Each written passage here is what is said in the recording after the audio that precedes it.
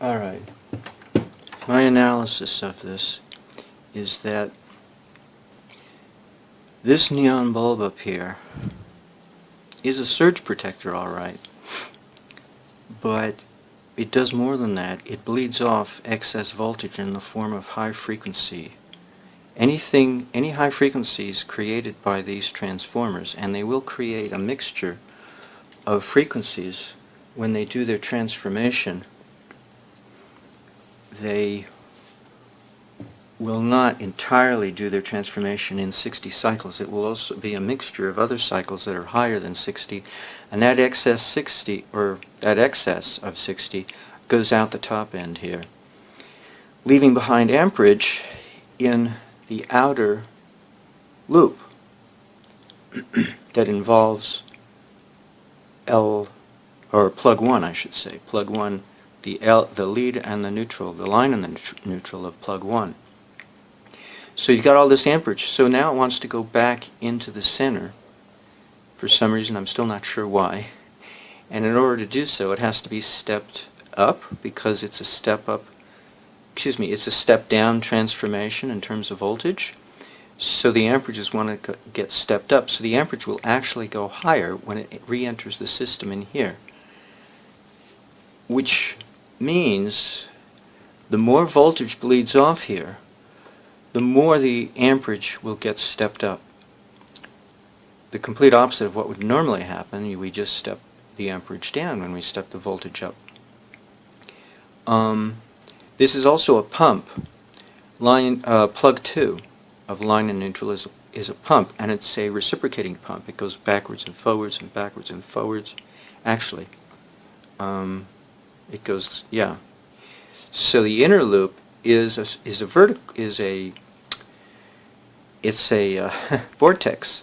It's a circular pump, and it keeps going around one way and around the other way, and that of course pumps the Captor loop. I might as well zoom in here. It pumps energy in the Captor loop, because the Captor loop has a north and a south pole at any given time, and that's what's pumping amperage into the load. This shunt here equalizes voltage, and so that's all it equalizes between the inner loop and the outer loop, the excess of which goes out here if it's high frequency.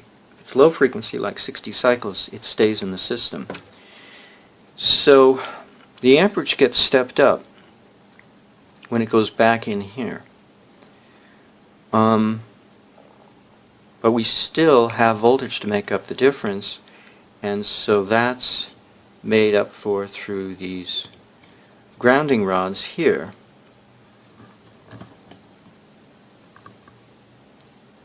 Through the grounding rods, voltage comes in. So the voltage that was lost, the high frequency voltage, causes the amperage that wants to go back in. It has to come in only one way. It has to go around through the load and get chewed up.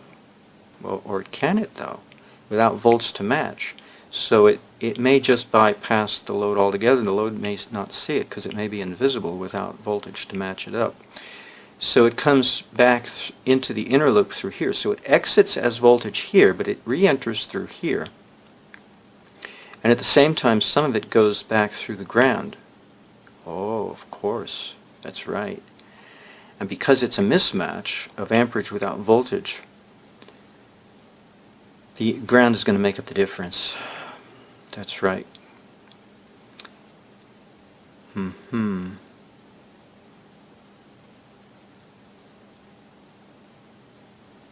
So actually,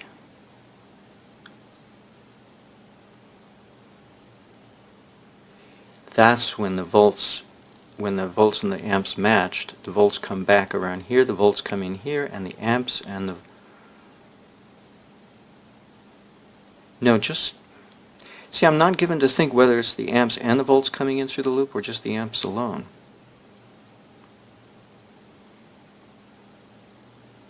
You know what? This loop is like a transformer. So if anything, because this wire that it's wrapped around has no loops at all, you would think that it's the same as these. It's a step-up transformer. The voltage goes up, and the amperage goes down. No, excuse me. The voltage goes down, the amperage goes up. While here, no amperage crosses, and just voltage equalization happens. So, actually, this is another transformer right in here.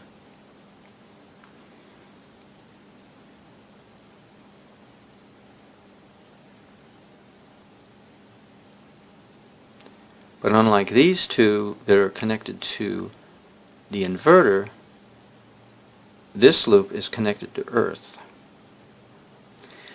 And Earth, this is required by human programming to maintain its output at all times. And that's what it does on plug 2, the line and neutral of plug 2. And the line and neutral of plug 1, not exactly. It wants to maintain the same situation of the same voltage, rock steady voltage, fixed at 120 volts, but there's going to be imbalances that we're creating that the Earth has to make up the difference. And so the Earth makes up with more voltage. In this case, 148 volts, in sync with the inverter. Well, naturally, because this is an electrostatic field.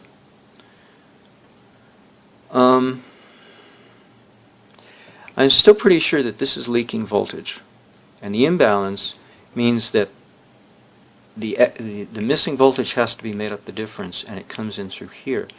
But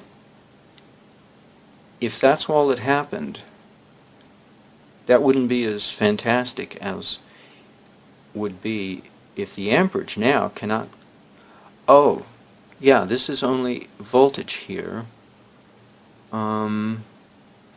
Actually, normally when the system is idling, there's nothing out of the ordinary happening, if it weren't for the fact that even idling is creating some energy because of the noise created by these transformers and this coil as well. And if any of that noise is high frequency, it's going to go out the top end and not come back. As voltage, it'll leave, leaving behind its high frequency amperage counterpart. You know, if you think about it, yeah, the high frequency amperage counterpart has only two places to go. It'll come back to the Captor loop. Some of it will go back into here, and some of it will go back out to Earth.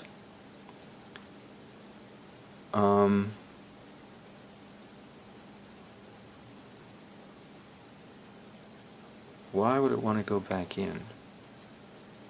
Oh, because the extra volts get sucked in from the Earth to match.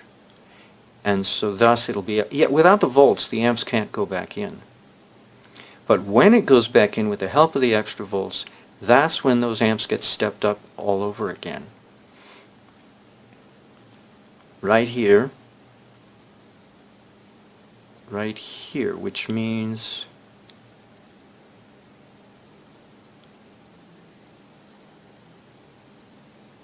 Well, that's interesting. This is 2.5 loops. How many loops is this? Wasn't it the same? Oh my God, it is the same. This is matched with this, more or less. 2, that's why it's 2.5, because it has to be a minimum of two whole numbers. So these 3 coils are matched. The 2 secondaries and the Captor loop, they're a match.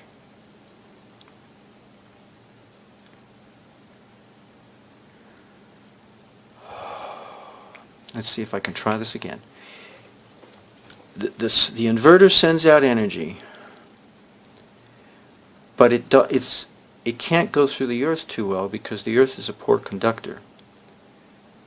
So it sets up a capacitance right in here that alternates sign value polarity on either side.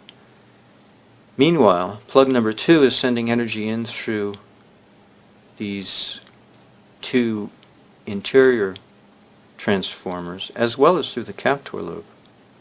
But no,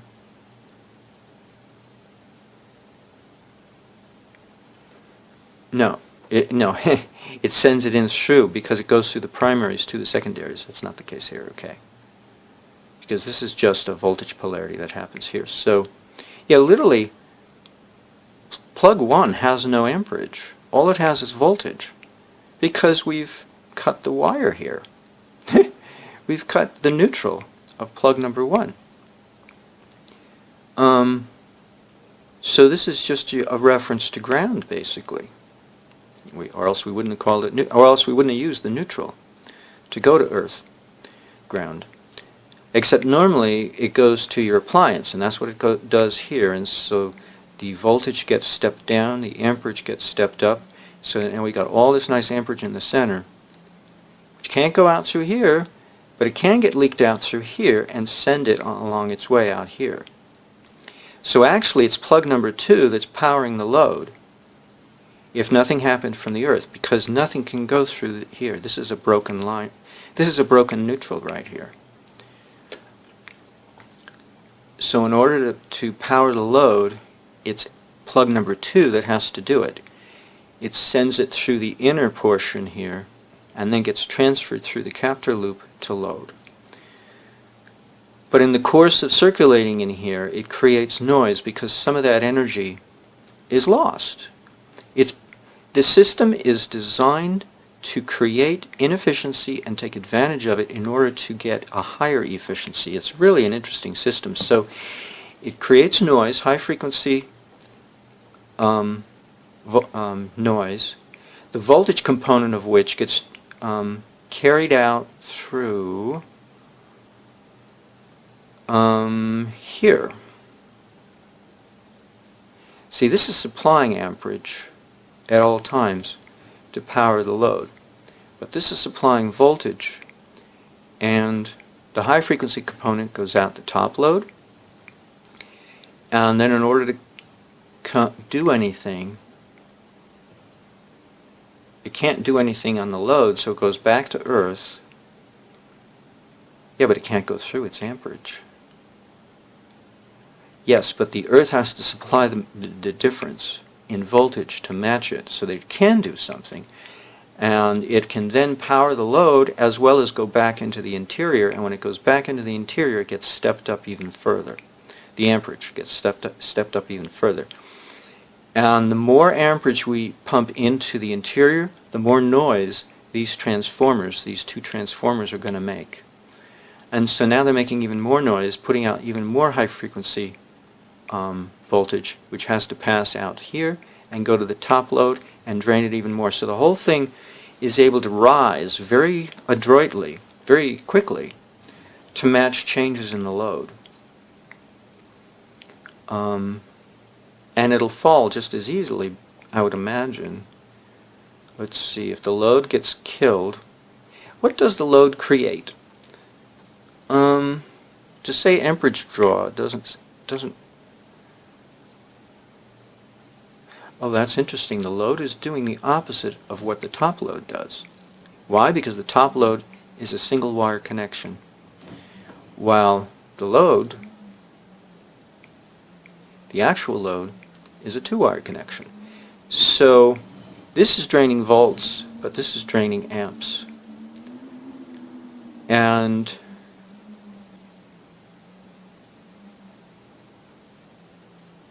that's probably why we need a lot of grounding rods to make up for what we're losing up here. Because losing is easier than gaining, isn't that always the case? So we need more grounding rods to make up for what we're losing in the volts up here. And of course these is a DC voltage. I don't know why they drew in AC here. It's AC in terms of what the system is, well, the system is massaging it like clay, turning it into AC volts. Okay, so it's turning it into AC volts. It's specifying that it must be AC volts to enter the system in order to operate. Because we want AC volts to come out here. And of course we're supplying AC volts to power these transformers as well.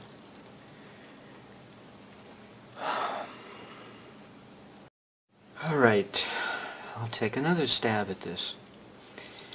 Plug number 2 of the AC inverter is down here, and plug number 1 is up here. Plug number 2, if this is a broken neutral right here, which means that no amperage can pass through here. All that can happen is an AC polarization of voltage across on either side between the 4 grounding rods here and the 56 grounding rods over here. So voltage polarity swings back and forth, and this is coming from plug number 1. So plug number 1 is a broken loop, which cannot power the load at all at any time. Let's say this was a perfect resistor in here in the earth. No, let's just say it was a perfect resistor, but not the earth. Let's just say it was a capacitor. We put a capacitor in here. We've just broken the line, or excuse me, broken the neutral of plug number 1. So no power can come out of the sine wave inverter from plug number 1 to power the load over here, or to do anything. But plug number 2 does it all to make up the difference. It powers the transformers, and it powers the load. And it powers this top load. Now, what's the difference? A load is going to kill the amperage. First of all, it's going to not kill it. It's going to kill the voltage difference on either side by draining amperage. Okay? But this is going to drain voltage, and specifically high frequency volts, because the rarefied gas inside the neon bulb is a high frequency pass filter, disallowing lower frequencies by comparison, relativistically speaking, by comparison to higher frequencies, which it allows to pass out to air, or what some people might call air ground. And if the surge if a surge happens too quickly, the resistor will fry, and this leak up here will get killed. And then the whole thing will fall back to total dominance, or total dependency on plug number 2 supplying all the energy for the entire system. So under normal physics, if somebody came along and did what was politically correct to interpret this situation, they would say plug number 2 is supplying all the energy for everything that's happening in here, if they ignored the neon bulb. But the neon bulb cannot be ignored because it's a top load, and it operates at all time whether or not we've got a load operating over here. Say we broke this, had infinite resistance because we turned off all the appliances and there's no short. Let's assume there's no short over here. So now it's really broken. And plug number 2 is the only source of energy. And what it's going to do, it's going to energize the 2 transformers, and then the Captor loop is going to take that amperage that's swapping polarities, sloshing back and forth through that coil, that 2.5 turn Captor loop, and then come out and supply amperage to the load, should it require it. Or, yeah, should it require it, and this remains as a capacitor not connected to the earth, just a broken neutral. So we didn't connect plug number 1 neutral to any grounding rods whatsoever. We simply broke the neutral connection. And so now plug number 2 has to supply all the energy to the load over here, and to the top load over there, and the transformers. The transformers are consuming energy too, and what are they doing? They're creating losses due to the fact that when they step down. When they step down voltage, when they go from the primary to the secondary, they're creating noise in the high frequency, on all kinds of frequencies, some of which is going to be high frequency. And this voltage short, this short over here is strictly speaking going to equalize voltage between the inner loop, the continuous loop that's not connected to the sine wave inverter at all. It's not connected to anything but itself. But it's also connected via a single line connection to the line of plug number 1. which is also the Captor loop, the neutral line coming back to the Captor loop, coming around here through the load and coming back to the Captor loop. So all of that excess voltage, let's see. Oh, wait a minute. No, there is no excess voltage. Wait a minute. This is a step-down transformer, so the voltage goes down. No, it's merely a voltage equalization. So now the line of plug number 1 is picking up all these transients.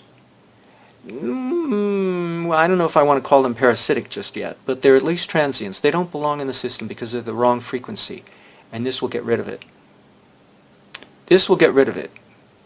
And if it wasn't for this, these transformers would heat up. That would be the only way to get rid of the excess energy. But instead, it leaves the system through the neon bulb. And if it doesn't leave fast enough, this resistor will burn up. And it'll protect the system from destroying itself. But it also extracts. It acts like a one-way valve, extracting high-frequency voltage to leave the system. So now we've got a situation in which there's an imbalance, and what happens, the earth responds immediately. That amperage that's over here on the line of plug 1 can't do anything. It can't go anywhere because it doesn't have adequate voltage to go anywhere. It's been drained. Remember, the sine wave inverter keeps everything at 120 volts. Now it's less than 120 along the plug 1 line. So now we reconnect the broken neutral of plug number 1 to the earth with the 4 grounding rods of the plug number 1 neutral and the 56 or whatever it is grounding rods of plug number 1, or excuse me, of the Captor loop neutral over on this side. And so now the earth makes up the difference, and it's being told how to make up the difference. Because this is strictly a capacitive situation still, because the earth is a poor conductor of electricity, especially when it's not raining. And it's going to be an electrostatic field that's being set up here.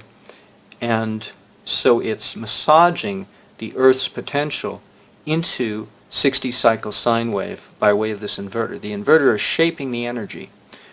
But now it has to make up the difference because it lost some volts out here of high frequency.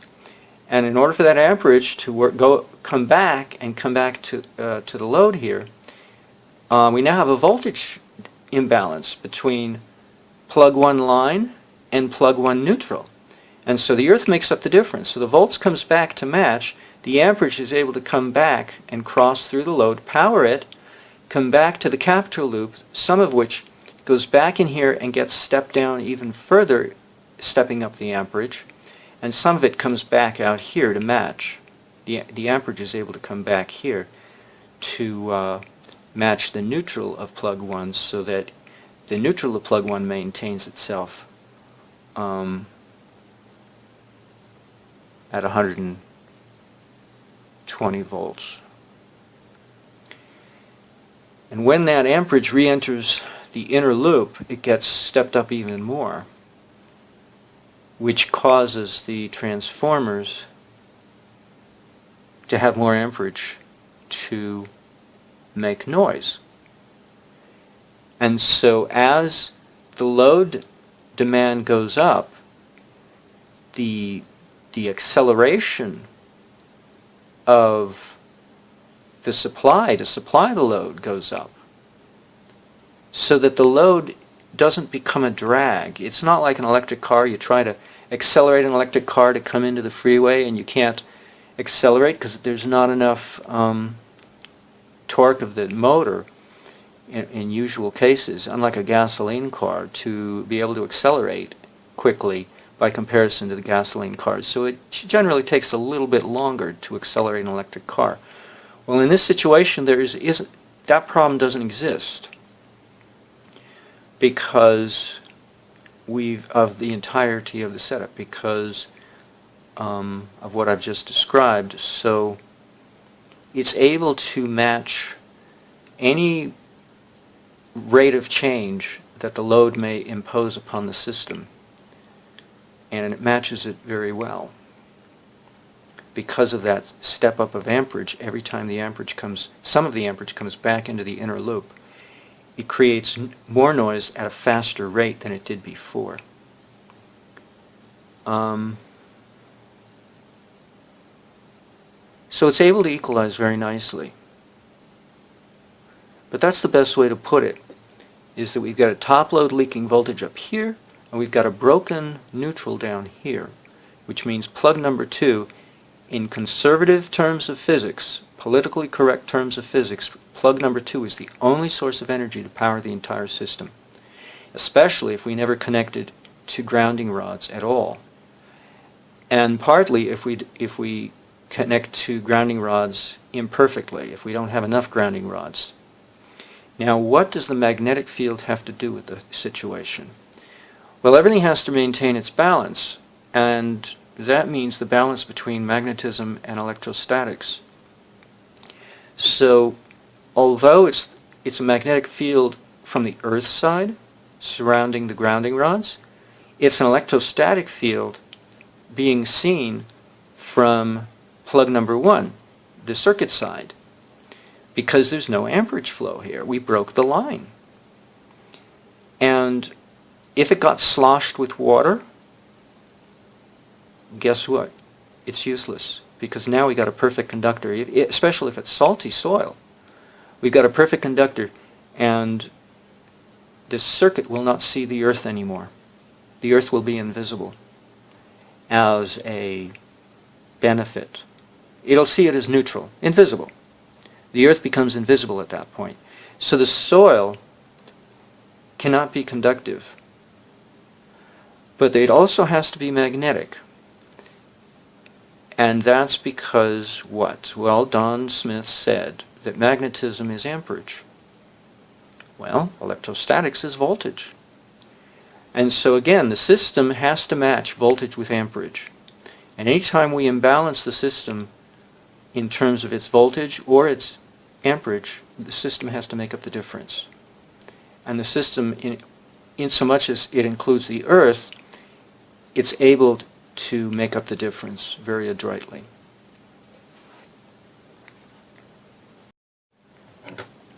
Okay, I'm finally getting some more now. These step-down transformers are reducing the 120 voltage coming from the inverter through the primary of these two transformers to the secondary of the inner loop. The inner loop is continuous, but we have an outer loop that's broken at the ground here of plug number 1 neutral. And we have a connection between the two, right here. But it's merely voltage equalization. So here we have a step-down transformation in which the inner loop has less volts, less than 120, that's running through the primaries, coming from plug number 2. And that lower voltage gets transferred to here. Now I got to think this thing through. This is really weird. So now, plug number 1 that we broke at the Earth has a voltage level less than what the sine wave inverter wants it to be. It's less.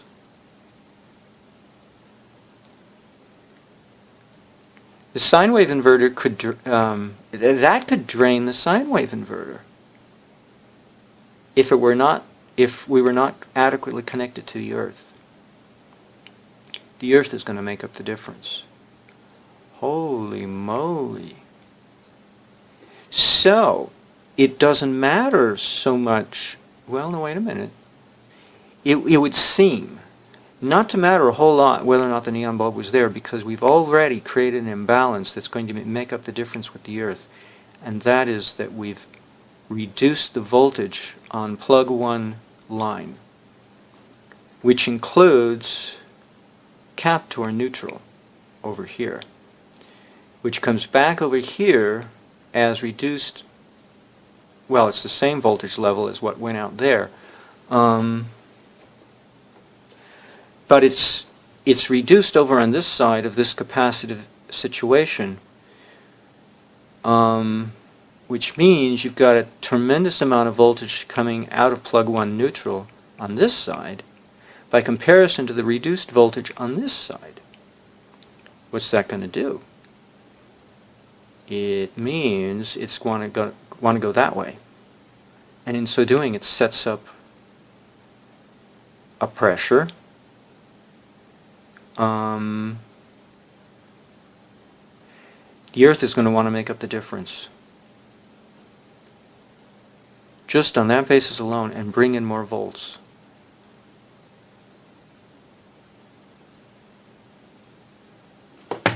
And then the pumping going on in here is going to pump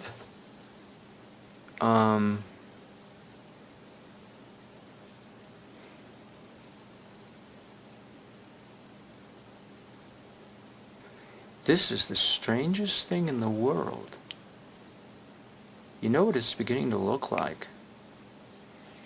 That there's absolutely no amperage supplying the load. Isn't that the darndest thing? Because we've broken this line down here at the very least. And then we've reduced the voltage up there.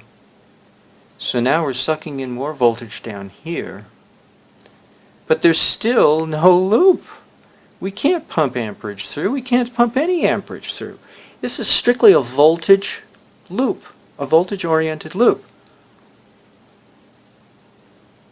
So if any parasitic transients were formed, and they probably are due to the noise created by these transformers, they're going to leak out the neon bulb. But actually, it's this short up here and its relationship with the Earth over here that's doing all the magic. Because the inner loop here is higher amperage, lower voltage. That makes this outer loop lower voltage. And rather than the sine wave inverter being strained to the breaking point to make up the difference, the Earth is here to make up the difference, provided we have adequate grounding rods on this leg over here, because the lack of voltage is going to be on this side, not on this side. It's going to be less than 120 volts. So the extra volts come in, yet that's all we have here is volts. 120 volts supplying the load. How can that be?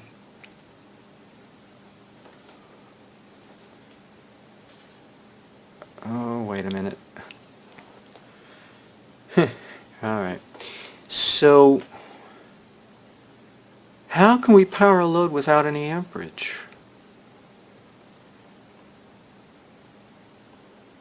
You know, I used to think that amperage comes out of this continuous loop because there's so much of it, and it leaves the system through the Captor loop and comes out through Captor neutral to supply amperage here. But this is broken.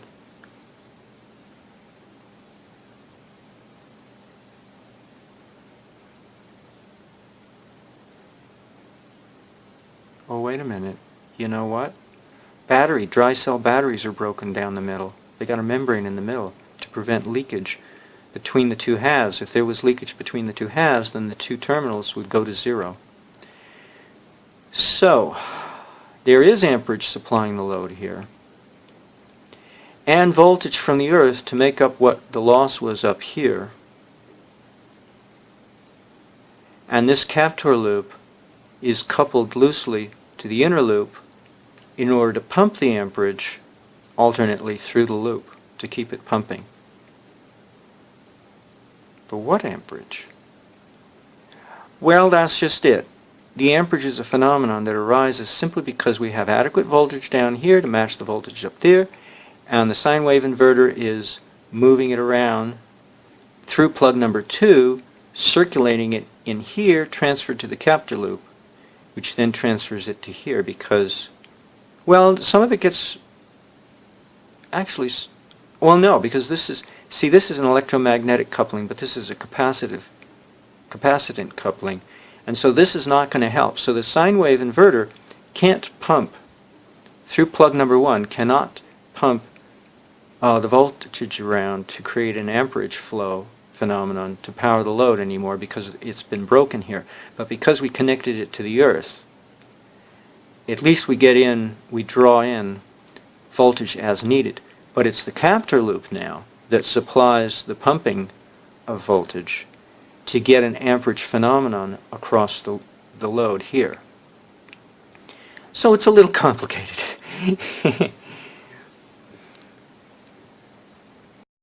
Now I can understand and better appreciate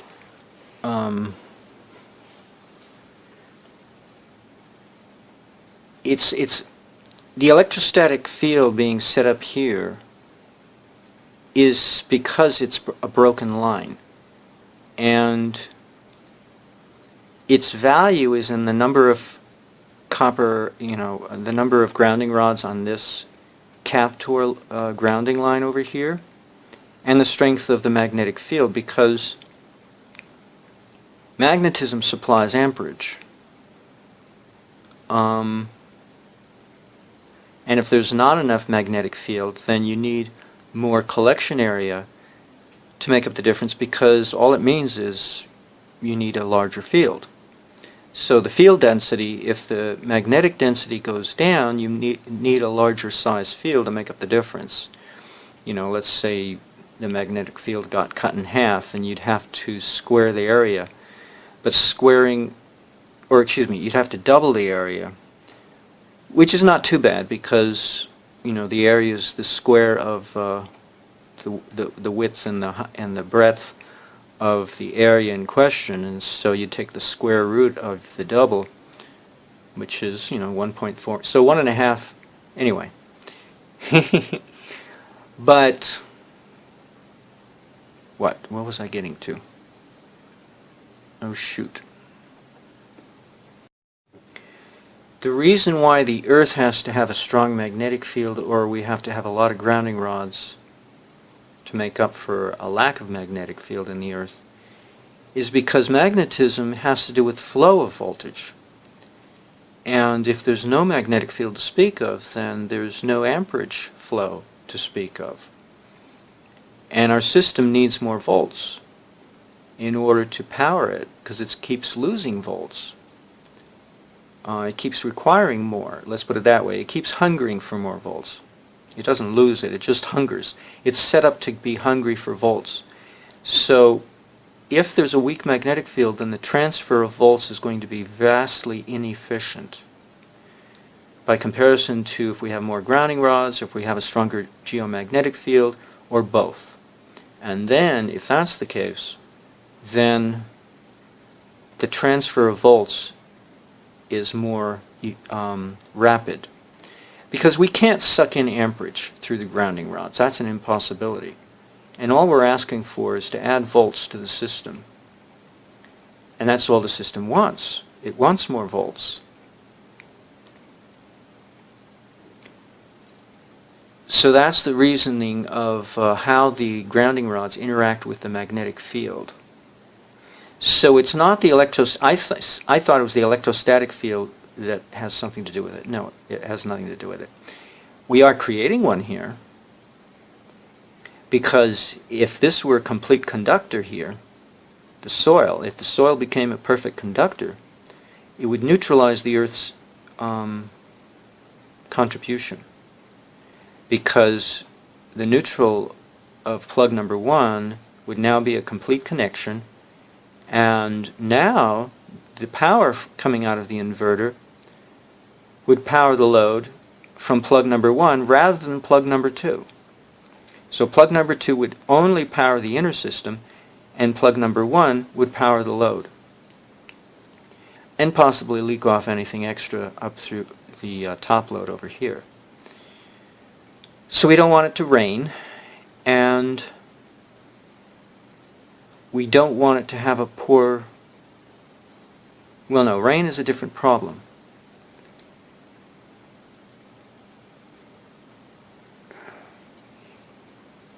I was thinking, what if we just took these wires and created a transformer here in which we had 2 coils of wires. We had the neutral here creating one coil, and this neutral over here creating another coil on a transformer core, or air core, metal core, iron core, whatever. But that's not the problem. And what if that core, let's say it was an iron core, was a magnet, a permanent magnet? Well, that's still not the solution to the problem. The solution is the Earth is a huge voltage reference. Huge. But in order for it to transfer its voltage to the circuit, it has to have a magnetic field in the vicinity of the grounding rods to create an amperage flow, even though it's a single wire.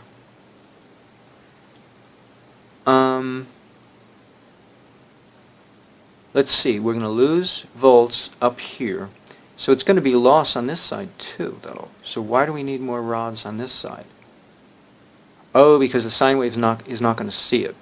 The sine wave inverter on this neutral section over here is always going to be 120 volts, but on this side it's going to be less. So we always need more grounding rods over here. But it's an electrostatic voltage equalization, a single line connection going on here.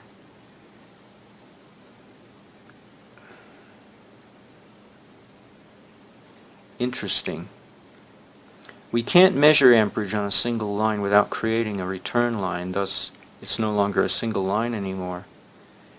So, for all intents and purposes, we could say an amperage does not exist, yet we know voltage equalization is a phenomenon that requires amperage to occur. It's just not the usual kind of amperage because it's short-term based on need. It's not sustainable. Because as soon as the voltage gets equalized, the amperage gets killed. So it's, you might almost say it's a transient amperage on a single line. Certainly not a parasite, quite the opposite of a parasite. Very short-lived existence, much less parasite, much less parasitic, but very short-lived existence to the amperage. So it's a transient amperage that can't last. So where is the amperage coming from? I still can't understand where it's coming from, the power of the load. Oh, because it's not. It's simply voltage movement. So if we can maintain voltage on this side to match that side, then we can power the load. And because of the amperage draw on the load, the voltage is going to drop on one side relative to the other, depending on which half cycle we're in. And the voltage is going to go down up here, which is going to blah, blah, blah, blah, blah. What's it going to do down here? This is going to be 120. This is going to be less than 120. So what's this? It must be neutral. At all times? No.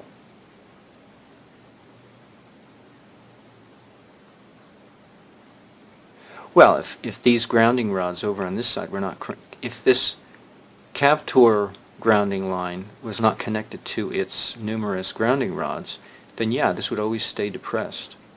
A depressed voltage value on this Captor neutral over here. But if everything is hunky-dory, then that's not the case. So the voltage is able to maintain itself.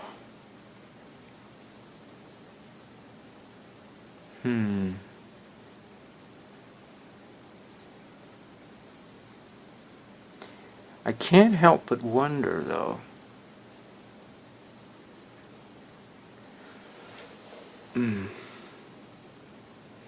See, this diagram purports to saying that this interior area is a high current AC resistor in a very big way. And I don't understand that. It's staring me in the face and I don't understand it, so I've been ignoring it. Ignoring it because I don't know how it would contribute to the operation of the system.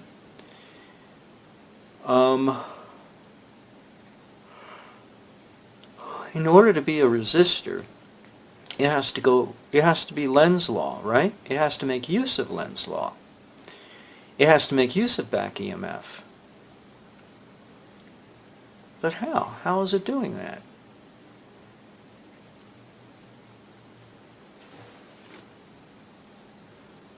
Okay. Now we get to the red dots. as I understand it, the red dots are indicating, as I am guessing, the red dots are indicating flow, direction of flow, or polarity if you prefer, in which the primary and the secondary on this transformer are matched, but the primary and secondary on this transformer are not, which raises the question, well, how would you interpret the single transformer situation? I don't know. Which one of these would go the way of the dodo bird when you have only one transformer? Would it be this one on the right or this one on the left? Logically speaking, I would have to speculate it's the left one that gets lost, actually, and this one is retained. Why? I don't know. But what it implies is that the circulation of energy going through the primary loop out here, connecting the primaries of the transformers, is going one way relative to the Captor loop in here, not this Captor loop, but the continuous loop of the secondaries in here going in the opposite direction. Well, they normally would with Lenz's law, right? That's true.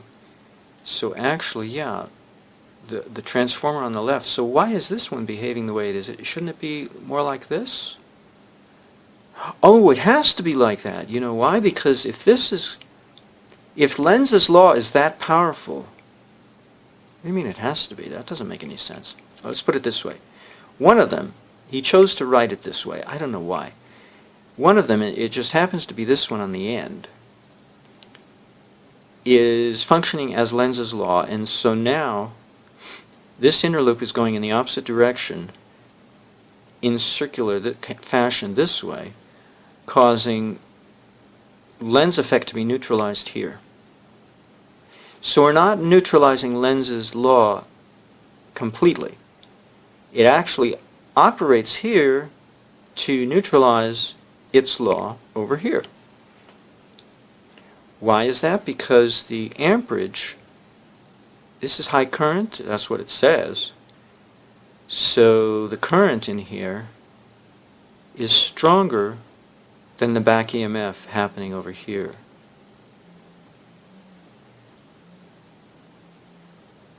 Why is it on the right side though?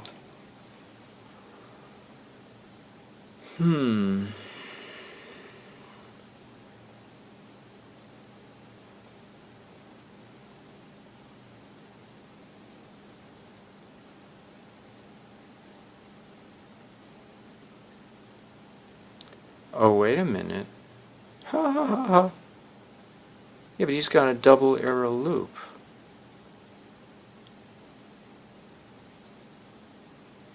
Yeah, it would be different if it was always going in one direction. No, but it can't. The transformers are set up, that's right, AC. Yeah, these are AC transformers, so the inner continuous loop has to go back and forth. It can't go just DC-wise. This is interesting. The best I can make out of this situation is that he drew these dots in the extreme to illustrate a point. Relativistically speaking, this is not really what would happen. At any point in time, the Lenz effect of one transformer is going to buck the other, and so that's what he means by high current resistor. So he's not saying too much. It's a minor detail because it merely improves performance by the addition of the second transformer. It has nothing to do with the entire circuit and how the entire circuit operates,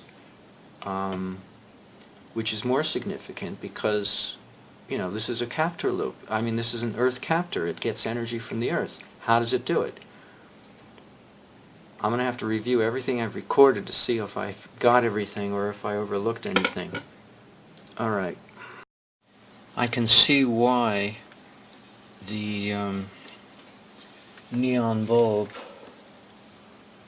the neon bulb is a load at all times, especially when the hour load, the applied load, would not exist, and these two, the line and the neutral here, would be broken, just like it's broken here, and if we didn't have this connected to the Earth at all, so it'd be broken in two places, and so this Captor loop would have no communication whatsoever with this. The Captor loop is connected to the neutral, but if this load is disengaged, then we have a break here, and so there's a break between neutral and line, and so now the only connection that the electric keeper has with anything outside itself is of course the transformers, but besides that the Captor loop is not in operation, and so only this short, this voltage short, is in operation. And so the purpose of the neon bulb is to not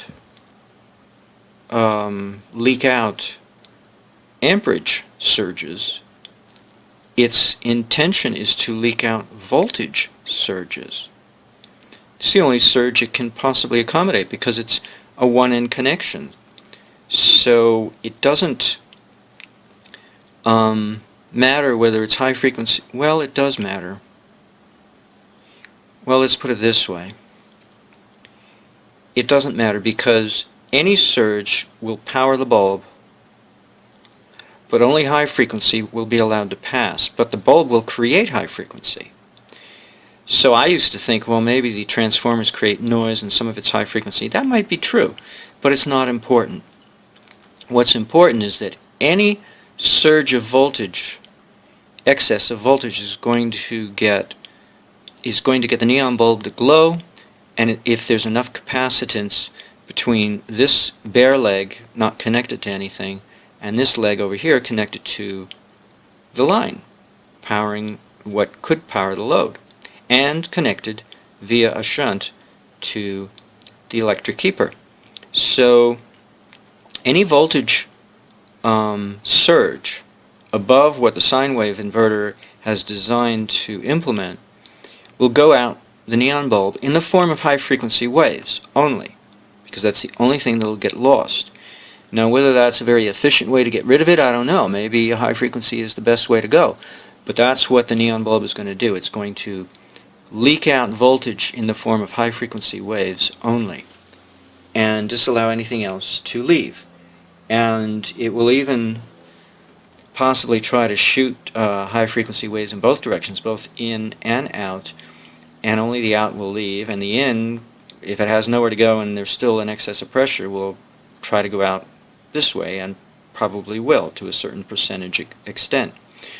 So if we have it at the system idling, and there's no load over here, this is a broken connection over here, and we don't have this connected to ground or an inadequate connection to ground, then we're going to have voltage leakage if there's a surge above what the sine wave inverter is creating. Because it's not going to leak anything more than what needs to be leaked, right?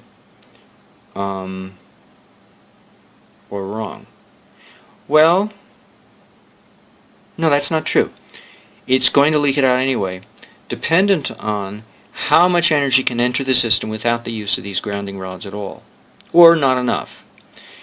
And just through the wires, the presence of the wires alone, some energy is going to come in from the surrounding space, the space surrounding the circuitry, but not very efficiently by comparison to the grounding rods that are intended to improve efficiency of absorption from the local environment to a large degree.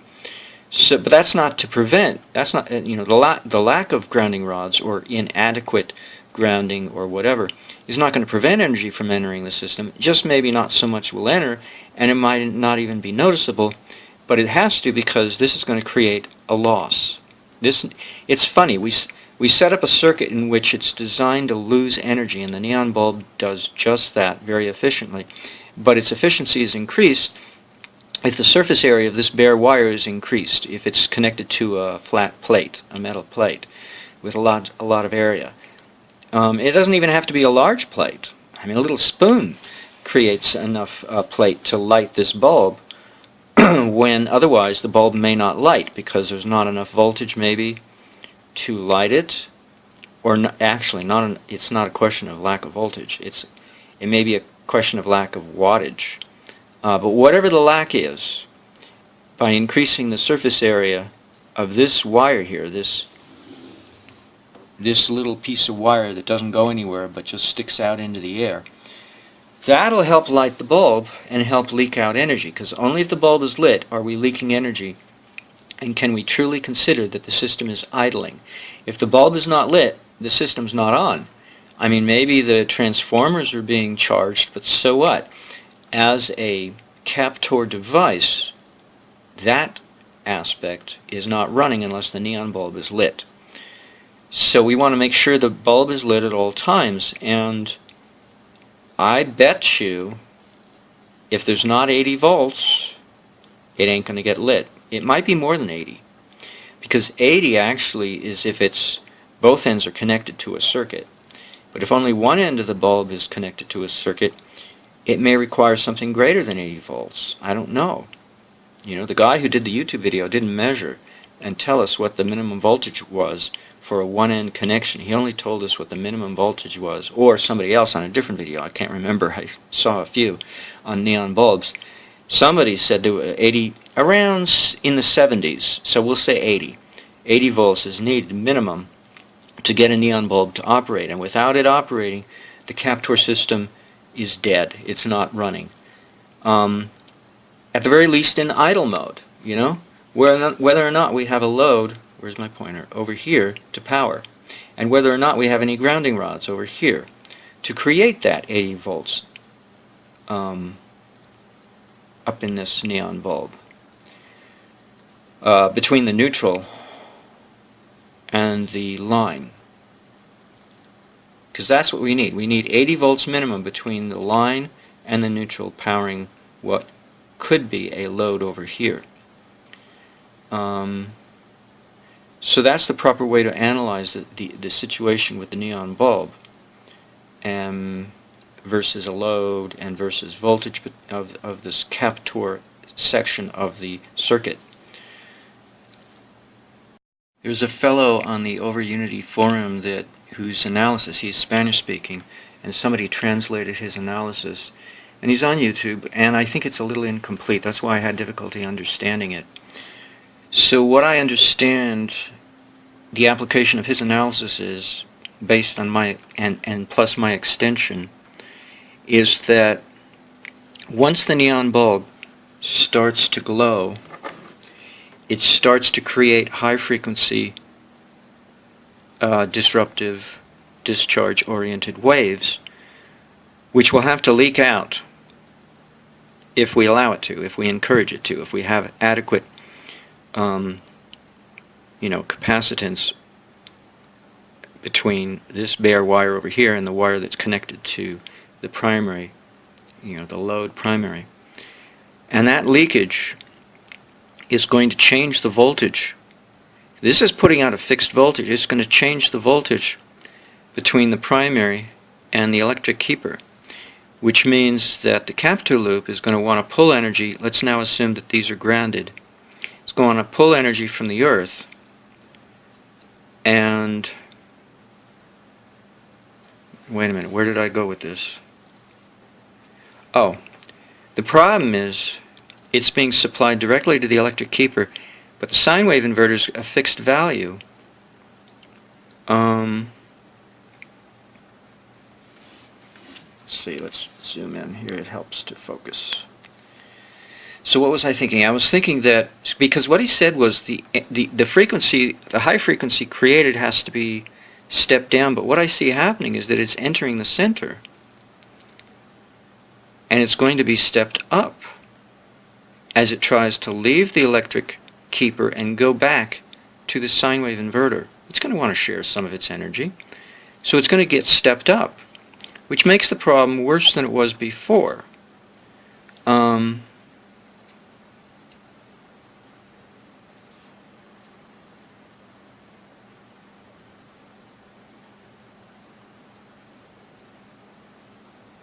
Okay, it's just idling. There's no load over here.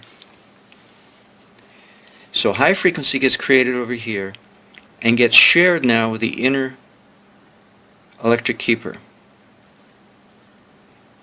Its only outlet is to ground through the Captor loop, or back to the sine wave inverter by getting stepped up even higher.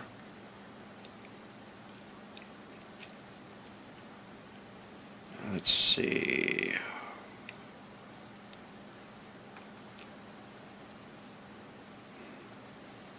I wonder if the AC inverter is going to allow that.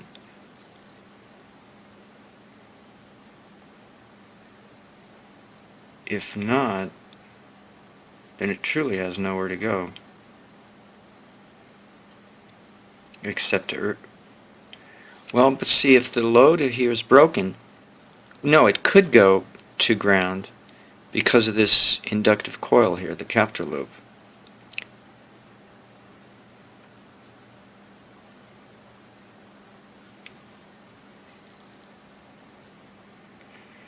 He never assumed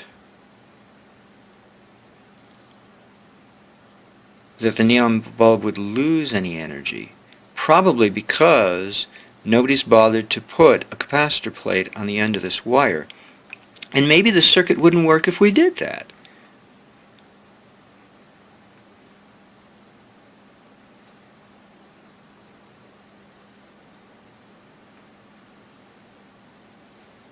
Because then we would be encouraging leakage instead of encouraging drawing energy from the ground.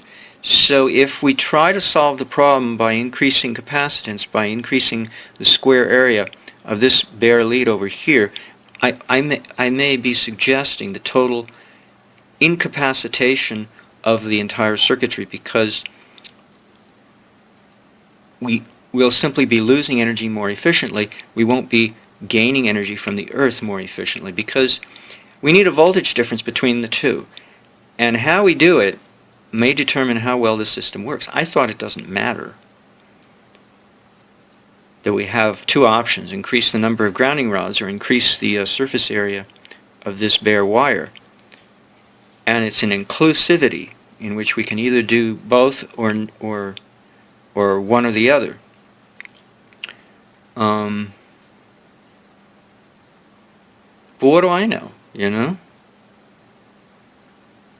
Yes, that guy's analysis presumes that there's going to be no leakage, and that the high frequency is going to come right back into the system and get modified by the system. And that's what I couldn't understand, because he left out the whole purpose of this, is to bleed off excess and to filter what's bled.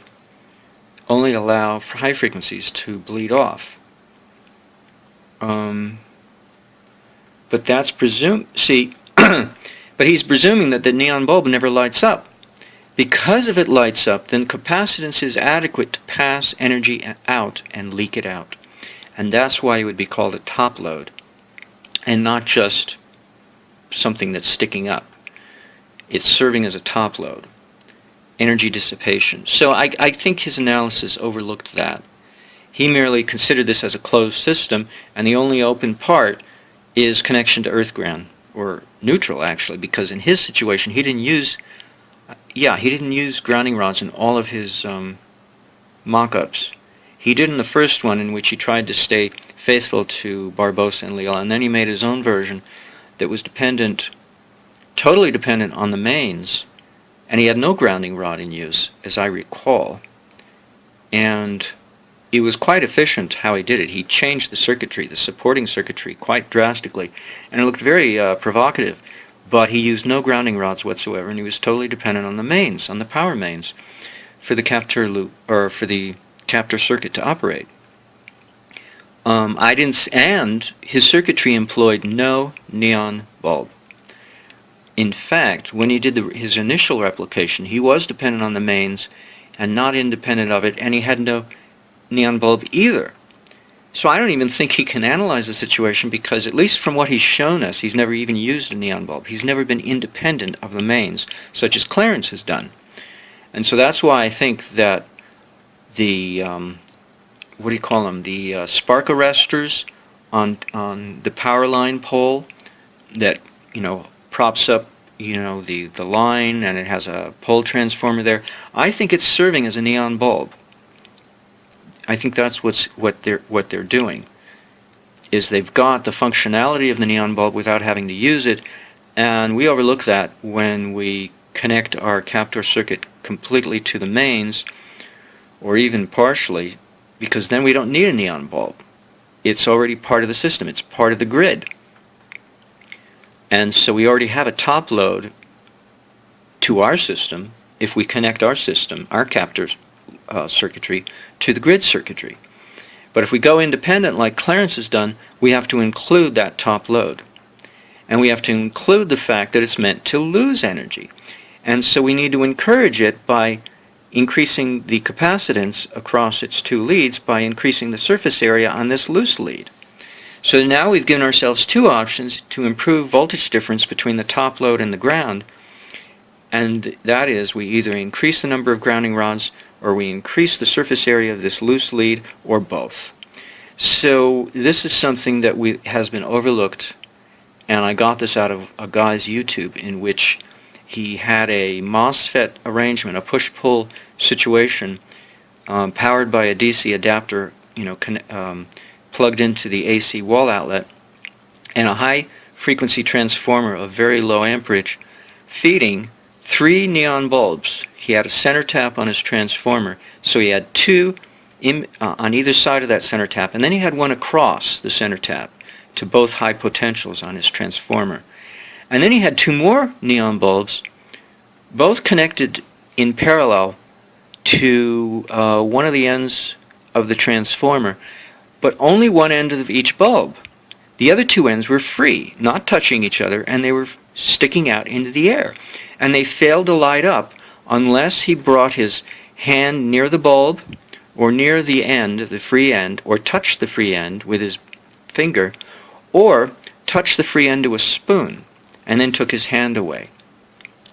In all those cases, he increased the surface area of the free end such that the bulb, the free end bulbs, the 2 free end bulbs lit up, whereas before they didn't, because there was inadequate. But he had high voltage. It was like 30,000 volts or something. Low amperage though, but high. So maybe that was a factor. But he got over it. So that's why I'm thinking that, despite the fact there might have been an amperage problem that I'm overlooking, the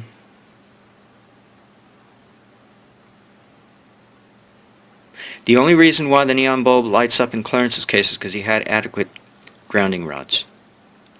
That's what he's been focusing on totally. And I don't know why he was doing other things to try to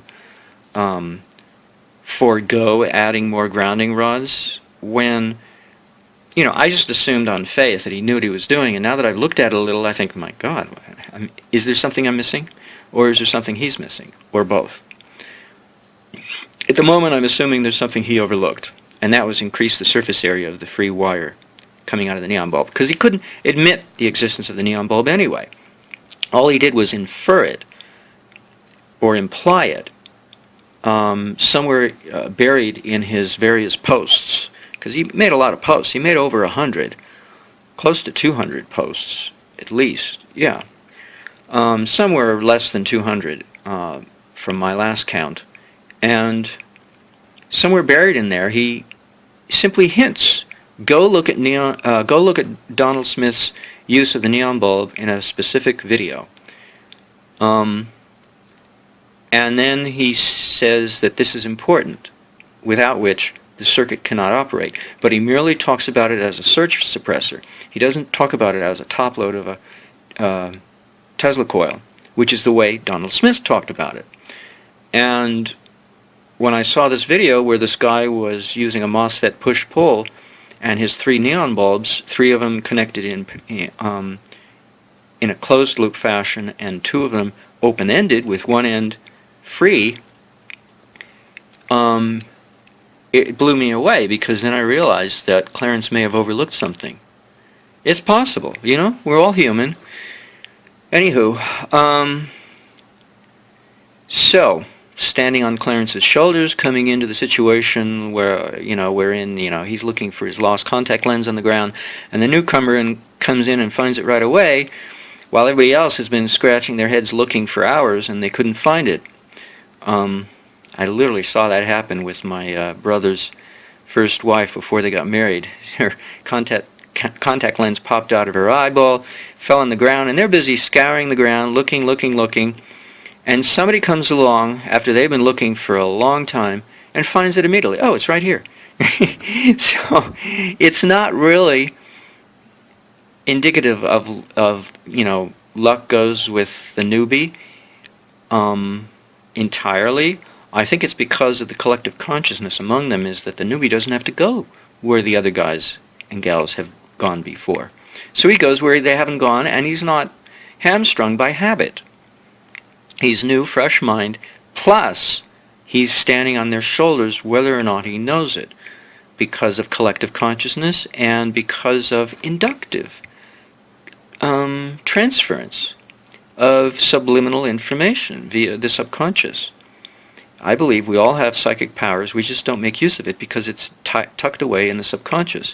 But that doesn't mean we don't make use of it, we're just not making use of it consciously. So when something happenstance happens like that, then my best way to explain it is it isn't the luck of the newbie, it's the fact that the newbie is open-minded, but he's in touch with everybody else's endeavors, but he's not tied to them to make the same errors by habit, by avoiding the same error of habit. Conditioned thinking. Conditioned thinking is the hardest thing for us to deal with because it creates blocks, oversights, and then we don't know how to solve problems because we're tied to old ways of looking at things. So I think that's what's going on here. Whoops. And that's all we have to do is look at it with a fresh mind, and of course it's like easier said than done. So I'll leave it at that.